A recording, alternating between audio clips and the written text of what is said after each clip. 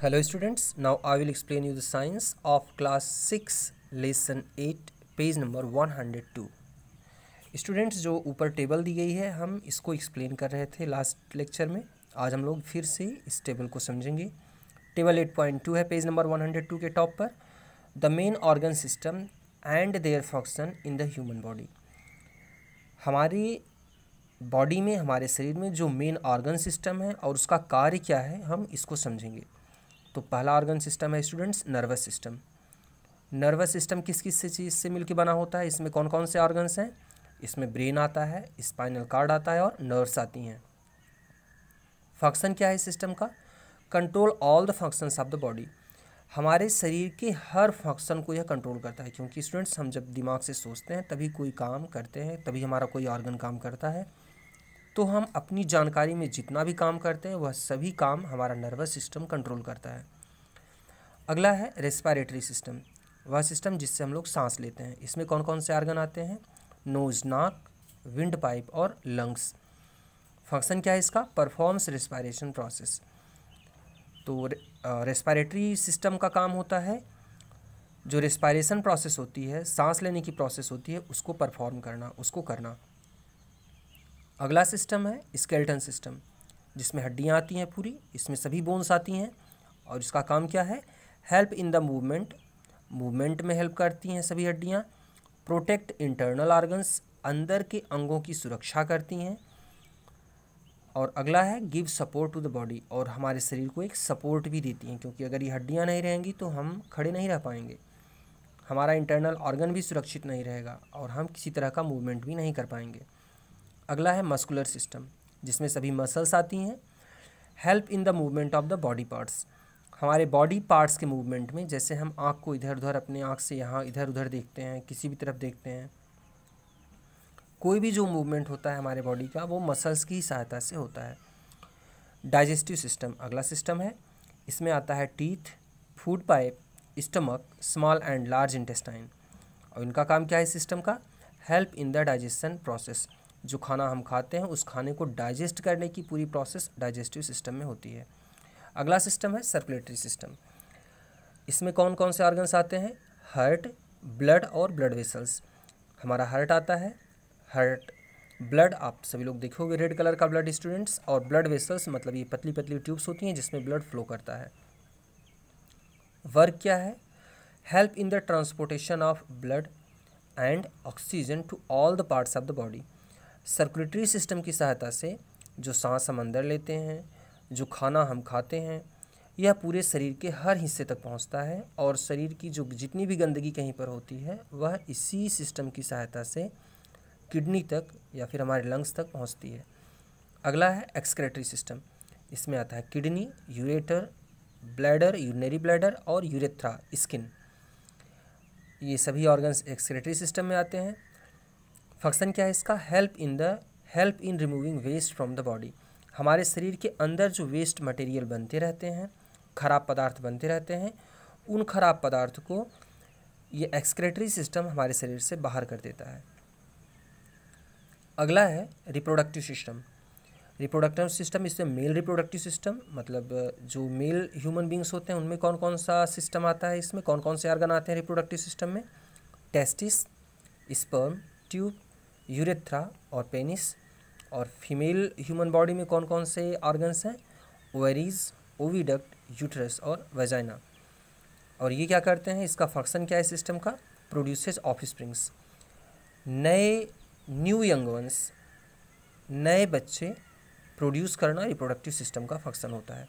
तो इस तरीके से हमारे बॉडी ऑर्गन में, हमारे बॉडी के अंदर कई सारे ऑर्गन सिस्टम होते हैं और इन सब का फंक्शन अलग अलग है स्टूडेंट्स।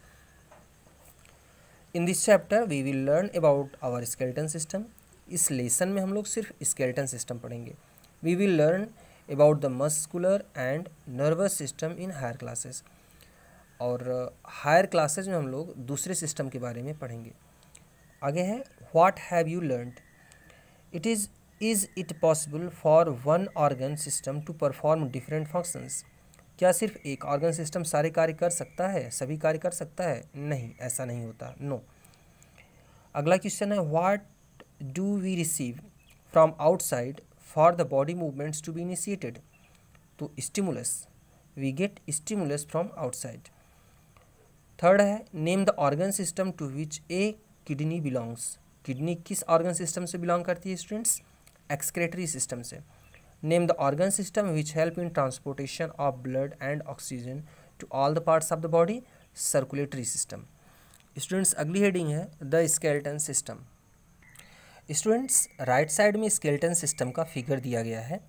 इसमें नीचे देखिए यहाँ पर दो कलर में दिया गया है। ये एक ग्रीन कलर में है और ब्लूइश कलर में, कुछ डार्क कलर में है। ये इसको हम बोलते हैं एक्सियल सिस्टम। इसमें हमारा आता है ब्रेन के सभी इसके बोन्स आती हैं, हमारी रिब्स आती हैं और हमारा बैकबोन आता है। और दूसरा है जो येलो कलर में दिया गया है, ये है अपेंडिकुलर स्केलेटन। इसमें हमारे हाथ और पैर की सभी हड्डियों के बारे में लिखा गया है। तो आप इसको इस तरीके से याद करिएगा, एक्सियल स्केलेटन क्या होता है और अपेंडिकुलर स्केलेटन में क्या क्या आते हैं।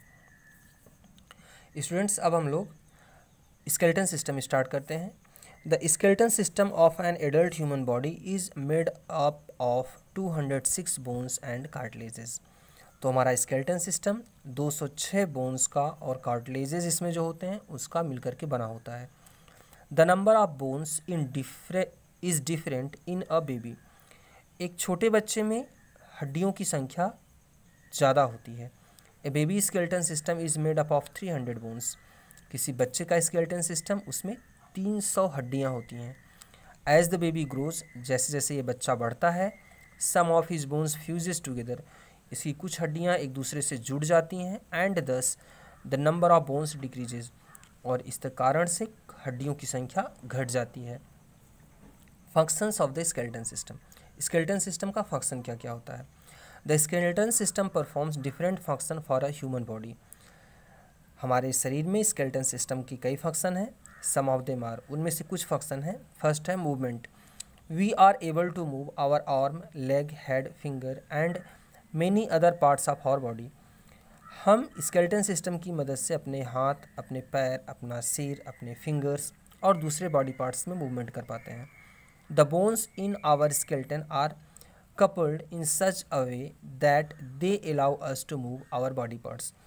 हमारे शरीर की हड्डियाँ जो होती हैं, हमारे स्केलेटन सिस्टम की हड्डियाँ कुछ इस तरीके से जुड़ी होती हैं कि हम आसानी से हमारे बॉडी पार्ट्स मूव कर पाते हैं। अगला है support. Our skeleton system provide the framework to a number of organs and muscles. हमारा जो स्केलेटन सिस्टम होता है यह बहुत सारे ऑर्गन्स और मसल्स के लिए एक फ्रेमवर्क, एक ढांचा प्रदान करता है जिस पर ये रुकते हैं। It hold all the organs and muscles and fixes them in erect manner. हड्डियों के ही कारण हमारी जो मसल्स हैं और हमारे ऑर्गन्स हैं ये एक निश्चित जगह पर स्थिर होते हैं। स्टूडेंट्स अब हम लोग पेज नंबर 103 पढ़ेंगे। Therefore the skeleton system give support to all the organs and protect them from falling down. इस तरीके से हमारे हर ऑर्गन को एक निश्चित सपोर्ट देते हैं स्केलेटन सिस्टम और ये नीचे नहीं गिरने पाते हैं। अगला है मेकिंग ब्लड सेल्स। ब्लड को भी हमारी बोन के अंदर ही बनती हैं।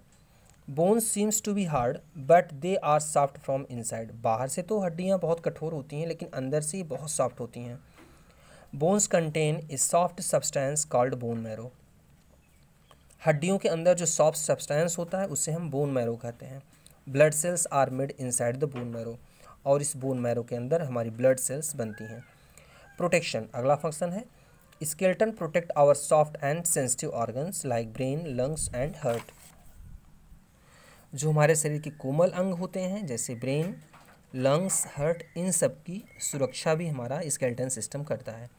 Must to know the framework made up of the bones and cartilage which support the human and animal body is called skeleton system. हमारे शरीर की सभी हड्डियाँ और कार्टिलेज जो हमारे सिस्टम का एक सपोर्ट देते हैं, हमें फ्रेमवर्क बनाते हैं, इसी को हम स्केलेटन सिस्टम कहते हैं।